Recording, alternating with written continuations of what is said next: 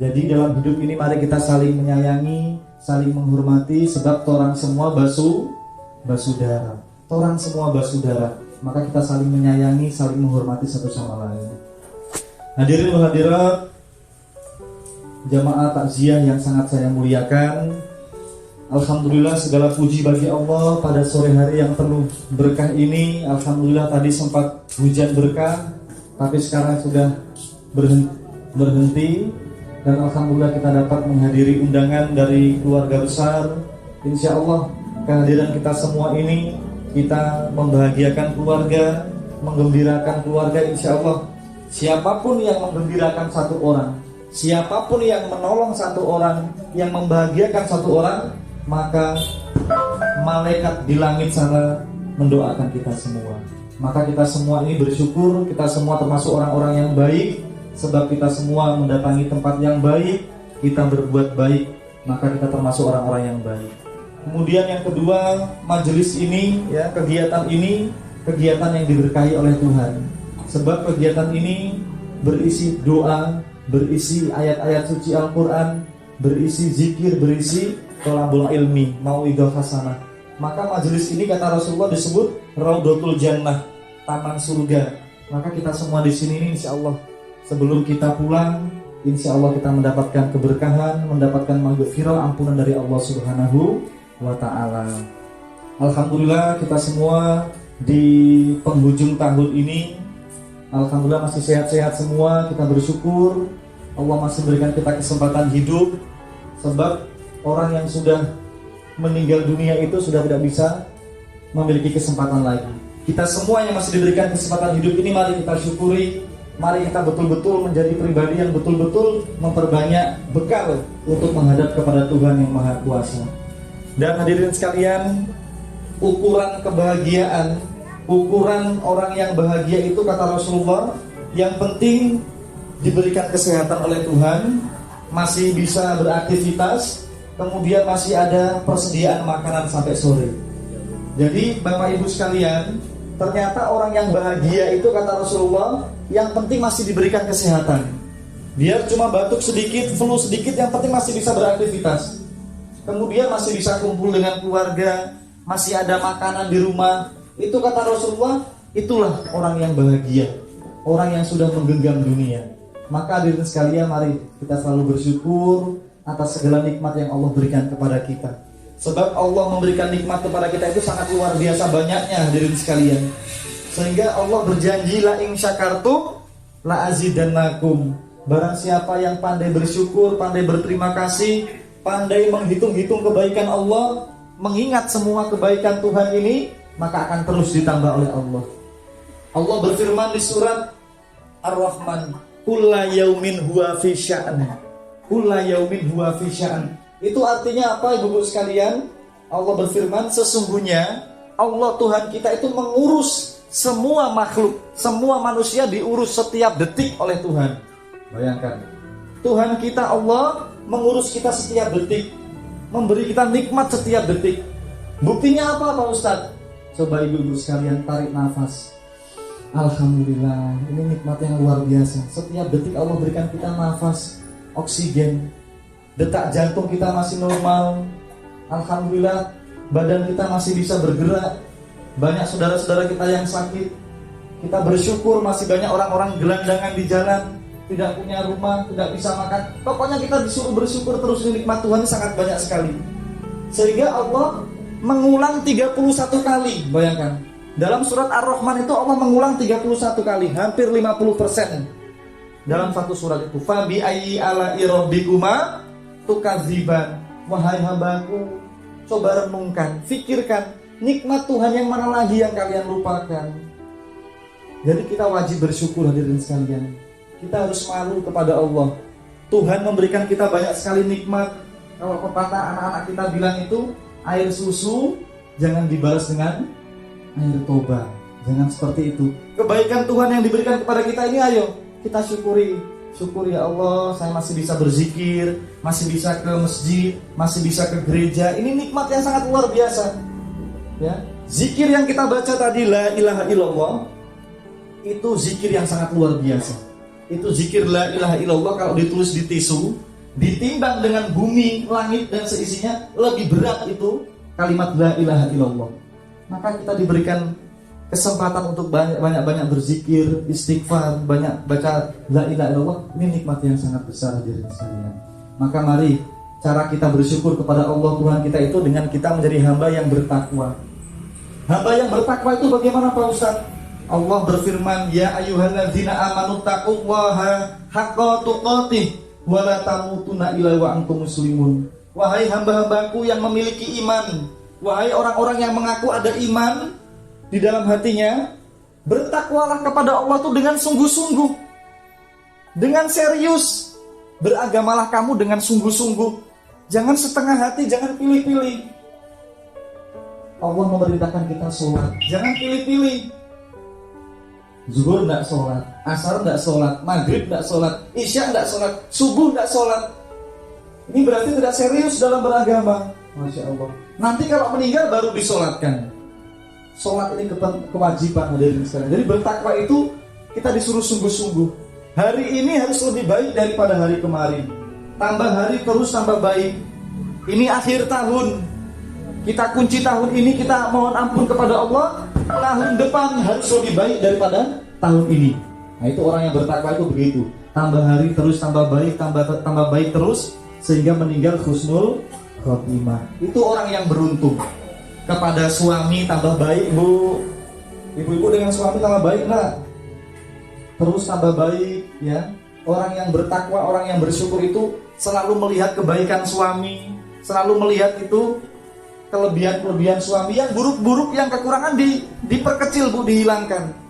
Dia jadi, ya Allah suami saya cuma tukang ojek, tidak apa-apa ya Allah, yang penting dia rajin ke masjid, dia sayang sama keluarga, sayang sama istri, sayang sama anak. Disyukuri itu bu. Begitupun juga bapak-bapak, orang yang bertakwa itu selalu bertambah baik, harus tambah baik kepada istri. Jangan dilihat istri kita ini kekurangannya bapak-bapak sekalian, terus kita lihat kelebihannya. Ya Allah saya bersyukur istri saya ini mulia sekali, melahirkan anak banyak sekali. Ya Allah taruhannya nyawa, tiap hari bekerja ya, itu keringat sampai banyak sekali. Pokoknya kita lihat kebaikan-kebaikan istri kita. Tambah baik kepada orang tua. Kasihan orang tua kita ini luar biasa, kita belum bisa membalas orang tua kita. Terus tambah baik kepada mertua kalau masih ada mertua. Dengan anak cucu terus tambah baik. Dengan tetangga kanan kiri terus tambah baik. Sebab tetangga kita ini keluarga kita terdekat. Tidak melihat dia agama apapun itu, kalau dia tetangga kita, wajib kita harus baik dengan tetangga kita. Dengan masyarakat semua terus tambah baik. Jadi Allah berpesan, wala tamutunna illa wa antum muslimun. Wahai hambaku, jangan dulu kalian meninggal, jangan dulu kalian mati dulu, jangan, sebelum kalian menjadi muslim yang terbaik, menjadi manusia yang terbaik. Nah, maka itu khairun nas anfa'uhum linnas. Sebaik-baik manusia itu manusia yang bermanfaat untuk seluruh manusia, seluruh alam, rahmatan lil alamin. Masya Allah. Salawat dan salam kita hadiahkan kepada junjungan kita baginda Nabi Muhammad sallallahu alaihi wasallam. Semoga salawat yang kita baca hadirin sekalian, Allah dan para malaikat bersolawat untuk Nabi. Ya ayyuhalladzina amanu shallu alaihi wasallimu taslima. Sebagai bentuk cinta kita kepada Nabi Muhammad, sebagai bentuk hormat kita kepada Nabi Muhammad, kita disuruh banyak baca sholawat. Sholawat yang sering kita baca itu loh bu, Allahumma sholli ala sayyidina Muhammad wa ala ali sayyidina Muhammad. Kenapa kita harus sholawat ibu sekalian? Kenapa kita harus sholawat? Yang pertama tadi sebagai bentuk cinta kita, yang kedua doa kita untuk Nabi Muhammad. Bayangkan bu, Nabi Muhammad itu berjanji barang siapa yang bersolawat kepadaku 1 kali, Allah balas 10 kali. Jadi kalau kita bilang Allahumma sholli ala Muhammad, ya Allah berikanlah keberkahan untuk Nabi Muhammad. Kalau kita mendoakan orang, maka malaikat bilang apa bu? Kalian duluan yang dapat. Jadi Nabi Muhammad itu Rasul, kita berdoa sama Allah, ya Allah berikan keberkahan untuk Nabi Muhammad dan berikan keberkahan untuk keturunan Nabi Muhammad, keluarganya Nabi Muhammad semua, selama-lamanya abadi. Berarti kita semua, keluarga kita mendapatkan keberkahan. Sebab kalau kita sholawat 1 kali, dapat 10. Berarti orang tua kita yang meninggal dunia, semua dapat kiriman bu. Jadi kalau kita mendoakan Nabi Muhammad keluarganya, malaikat bilang kamu juga dapat, keluargamu semua dapat. Maka banyak-banyak baca sholawat hadirin sekalian supaya hidup kita ini diberkahi oleh Allah Subhanahu wa taala.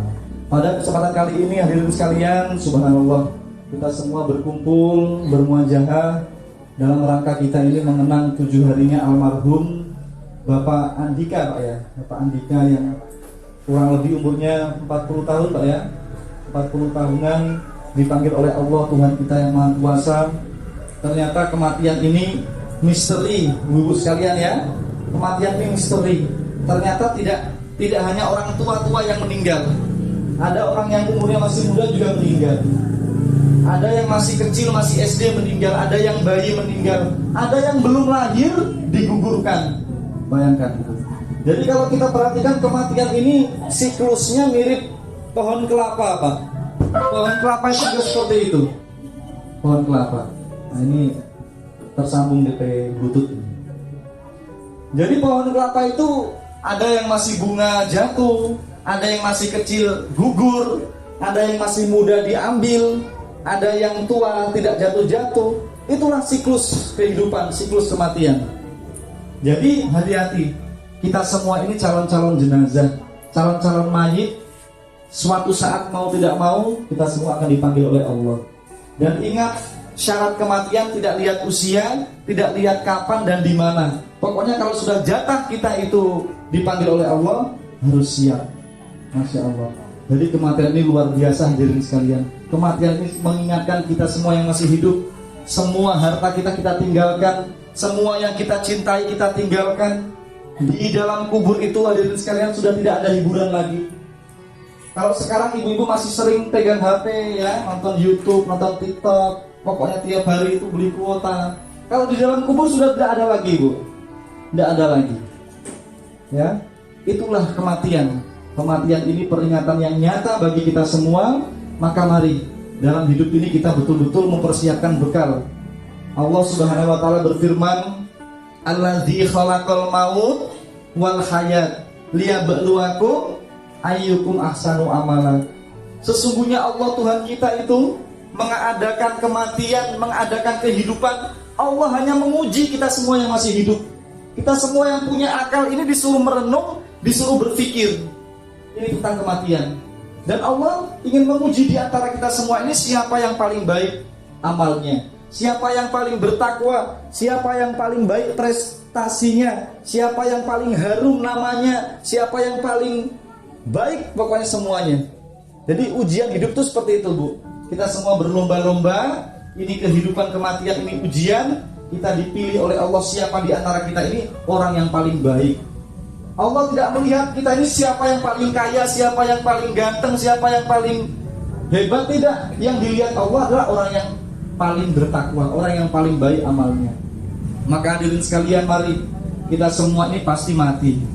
Ibu-ibu boleh ikuti kalimat saya, Bu. Nanti boleh dibuat status. Boleh, Bu?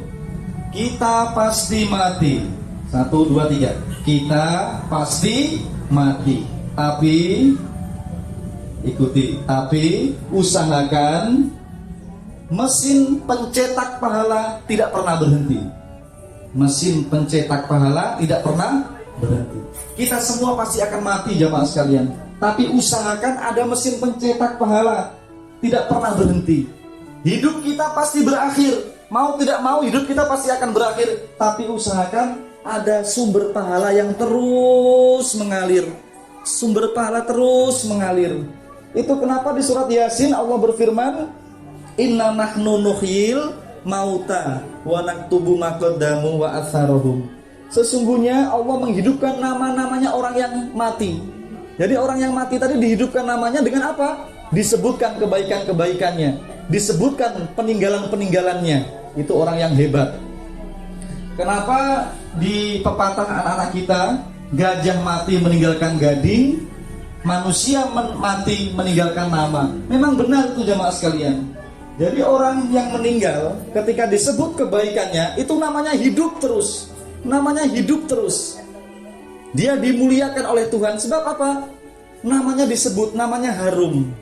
Maka mari hadirin sekalian, hidup ini mari kita mengukir sejarah. Kita harus jadi orang yang baik. harus jadi mama yang baik, jadi omak yang baik, ya, jadi opak yang baik, supaya nama kita ini harum, dikenang anak cucu. Ya Allah, saya punya opak itu kasihan, biar hujan pakai payung ke masjid, dengan orang selalu baik. Ibu saya itu ya Allah, perkataannya itu lembut, tidak pernah dia bicara kasar, tidak pernah dia itu Carlota dengan orang, tidak pernah menggibah orang, tidak pernah memfitnah orang. Jadi namanya dikenang harum, enak. Namanya banyak orang yang suka sedekah. Maka mari, orang yang disebut kebaikannya umurnya terus hidup, namanya terus hidup, gitu. Maka mari kita mencetak sejarah, kita harus memiliki nama yang harum. Kemudian hadirin sekalian yang sangat saya hormati, kematian ini mengingatkan kita semua bahwasanya ada dua golongan jemaah sekalian. Ada dua golongan itu yang nanti dia akan masuk surga, ada orang yang disiksa di neraka, ada orang yang belum diampuni dosanya. Itu kenapa di surat Yasin ada kalimat yang sering kita baca, salamun qaulam mir-rabbir rahim. Salamun itu apa? Salamun itu adalah ucapan selamat dari para malaikat. Jadi orang-orang yang beriman, orang-orang yang beramal soleh, orang-orang yang bertakwa tadi disambut oleh malaikat. Wahai hamba-hamba Tuhan yang soleh, wahai orang-orang yang bertakwa, masuklah ke surga. Kalian akan disambut oleh Tuhan. Tuhan sedang senyum kepada kalian, kalian juga senyum. Masuklah orang-orang yang salamun tadi. Nah, golongan itu golongan yang pertama. Golongan yang kedua apa? Wamtazul yauma ayyuhal mujrimun. Golongan wamtazul ini apa? Golongan orang-orang yang dosanya banyak sekali, pahalanya sedikit. Dia tiap hari melakukan dosa, ibadahnya kurang. Tiap hari dia tidak pernah sholat, tidak pernah dia puasa, tidak pernah dia zakat. Jadi dosanya banyak sekali. Ini adalah orang-orang yang wamtazul tadi. Jadi kata malaikat apa? Wahai orang-orang wamtazul, jangan dekat-dekat sama orang-orang salamun ini. Kalian tidak boleh masuk surga, belum boleh. Dosa-dosa kalian masih banyak. Kalian harus dihukum dulu, harus disiksa dulu. Jadi ada dua kelompok tadi jamaah sekalian, kelompok salamun dengan kelompok wamtazul. Tapi jamaah sekalian, kelompok wamtazul ini dia bisa kita selamatkan. Bisa kita selamatkan dengan cara apa? Dengan cara kita terus doakan. Ya, 3 amal jariyah. Yang pertama apa? Ilmu yang bermanfaat. Jadi kalau ada orang yang memiliki ilmu yang bermanfaat disampaikan kepada orang-orang, anak cucu semua, itu menjadi tabungan. Yang kedua apa? Amal jariyah kita, tenaga, pikiran, harta kita yang kita keluarkan di jalan Allah, itu menjadi amal jariyah yang terus mengalir, menjadi sumber pahala tadi. Yang ketiga, doanya anak cucu keluarga semua. Maka kalau kita ingin menyelamatkan keluarga kita yang mungkin dia kelompok wamtazul, banyak-banyak kita kirimkan pahala. Kita kirimkan hadiah, ya Allah, saya niat sedekah, saya hadiahkan buat orang tua saya, ya Allah. Orang tua saya sudah meninggal, kasihan ya Allah. Saya niat haji ini, ya Allah, saya hadiahkan untuk orang tua saya. Saya niat menyumbang masjid, saya niatkan untuk orang tua saya, ya Allah. Itu kiriman doa, gitu. Kemudian kita terus doakan orang tua kita, ya Allah, berikanlah orang tua saya ini busana terindah dari surga. Hujanilah orang tua saya dengan hujan rahmat kasih sayangmu. Mereka mengharapkan doa kita jamaah sekalian. Maka almarhumah ini ketika kita doakan mereka senang sekali. Jangan pernah kita lupakan almarhumah. Kalau perlu setiap sujud kita, di sujud terakhir kita doakan almarhumah keluarga kita semua jamaah sekalian. Dan yang terakhir, setiap orang yang sakaratul maut itu orang, kalau sakaratul maut itu orang yang pilihan Allah, itu akan disambut oleh malaikat. Kita semua pernah dengar ayatnya. Ya ayyatuhan nafsul mutmainah. Jadi kalau ada orang yang meninggal, Bu, kalau disambut ya ayyatuhan nafsul mutmainah irji'i ila rabbik, itu disambut oleh malaikat. Malaikat bilang gini, wahai jiwa yang mutmainah, wahai jiwa yang mutmainah, keluarlah. Ruhmu harum, jiwamu harum. Kamu orang yang baik. Kami tarik nyawamu dengan lemah lembut. Kamu orang baik, silakan keluar dari jasadmu. Kamu orang yang mutmainah. Nah, sekarang pertanyaan, Pak Ustadz, mutmainah itu bagaimana Pak Ustadz? Ada nggak sini ibu yang namanya mutmainah? Nggak ada. Oh, nggak ada. Jadi orang yang jiwa mutmainah itu adalah orang yang memiliki jiwa yang tenang, jiwa yang damai, jiwa yang betul-betul harum. Ini orang yang mutmainah. Jadi kalau kita semua nanti kalau ingin dicabut nyawa kita, kemudian dipanggil mutmainah, jadilah orang-orang yang memiliki hati yang damai, hati yang tenang, hati yang bersih, supaya kita nanti dipanggil dengan kalimat ya Tuhan nafsu mutmainah. Orang yang hatinya damai itu, Bu, selalu bersyukur, tidak pernah mengeluh dalam hidup, tidak pernah marah-marah sama suami. Dikasih uang 5.000 dia bilang tidak apa-apa, ayah, ini rezeki ini yang memberikan Allah. Ini tadi saya ditelepon keluarga saya di Talaut, ada Pak Jokowi, Pak. Pak Jokowi datang di Talaut, katanya ini mau ke Minut katanya. Itu cuma selfie saja itu senangnya minta ampun. Dikasih kaos harga 50.000 itu bangga sekali saya dapat kaos dari Pak Jokowi. Nah, orang yang beriman, orang yang mutmainah tadi dia berpikir, ini rezeki ini saya tidak lihat bentuknya. Saya lihat siapa yang mengasih rezeki ini. Oh, ini yang kasih Tuhan Allah. Maka saya senang. Jadi orang yang jiwa mutmainah itu dia selalu ridho. Raditu billah hiroba, ya Allah, apapun pemberianmu, saya sakit, saya sehat, saya banyak uang, saya sedikit uang, pokoknya hidup ini saya selalu ridho ya Allah, saya selalu senang, pokoknya saya gembira ya Allah, tidak mau mengeluh saya. Begitu. Ibaratnya dia kakinya kena gula dipotong sebelah kiri, dia tidak marah, tidak mengeluh, ya Allah kaki saya dipotong memang ini milikmu ya Allah. Orang yang beriman itu apa? Qalu inna lillahi wa inna ilaihi rajiun. Ini semua milikmu ya Allah, semua di alam semesta ini milikmu, bahkan diri saya ini milikmu. Tidak apa-apa ya Allah, kaki saya dipotong, tidak apa-apa ya Allah, saya masih ada kaki kanan ya Allah, saya senang, saya ridho. Apapun pemberianmu, apapun takdirmu, saya terima, saya ridho. Itu orang yang mutmainah. Dihina orang, dicaci maki orang, dia tidak pernah marah, tidak pernah dendam, dia doakan ya Allah, ampuni dosa-dosa dia ya Allah. Itu jiwa mutmainah. Maka hadirin sekalian, ayo kita menjadi orang-orang yang betul-betul memiliki jiwa yang bersih. Jangan sampai di dalam hati kita ini ada kesombongan, keangkuhan. Sebab kata Nabi Muhammad, tidak akan masuk surga, tidak akan masuk surga orang yang di dalam hatinya itu ada sedebu kesombongan, sedebu keangkuhan, itu tidak diterima di dalam surga. Sebab apa? Itu iblis dikeluarkan dari surga gara-gara apa? Karena dia sombong, dikeluarkan. Jadi di surga itu tempatnya orang-orang yang mutmainah tadi, orang-orang yang bersih hatinya. Maka mari jamaah sekalian, kita semua harus jadi orang-orang yang mutmainah. Dan sebagai penutup, kita selalu mendengarkan itu para qari'ah menyampaikan, ya ayyuhalladzina amanu sta'inu bis-sabri was-shalah. Wahai orang-orang yang beriman, berpegang teguhlah kepada 2S.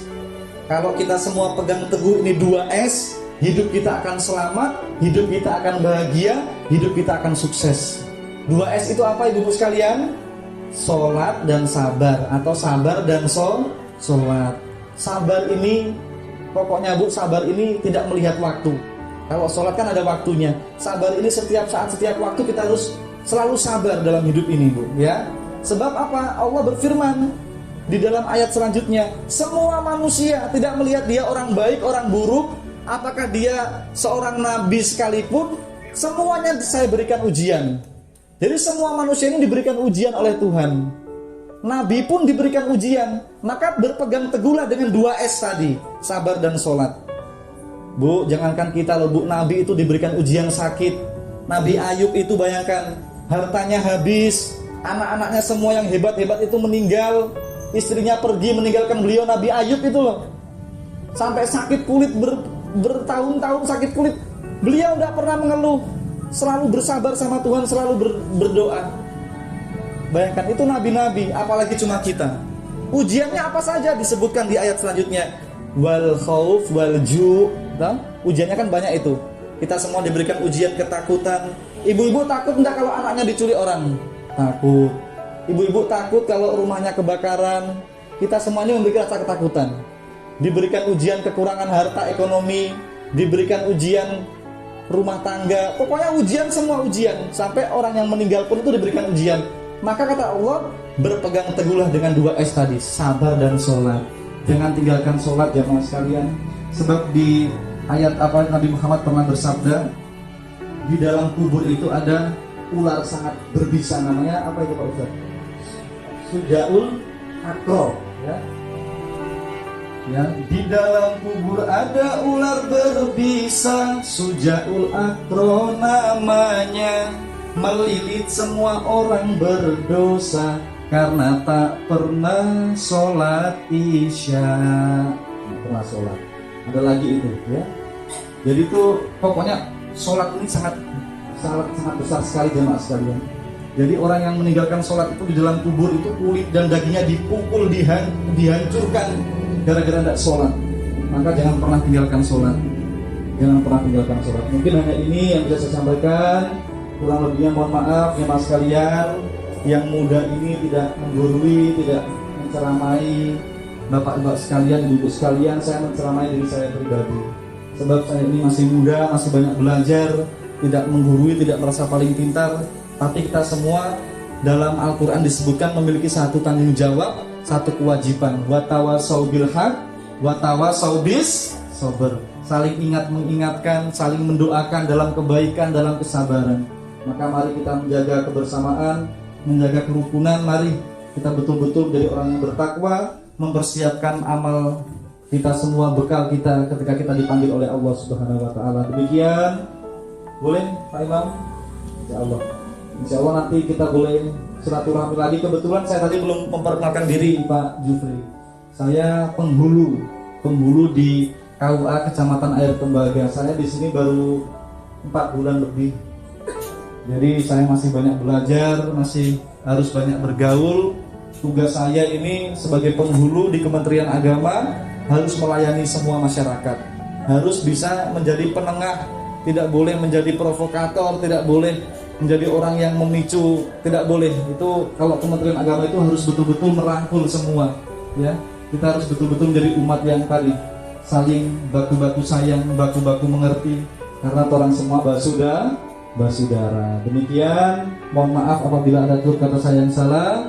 Wabillahi taufiq wal hidayah. Wassalamualaikum warahmatullahi wabarakatuh.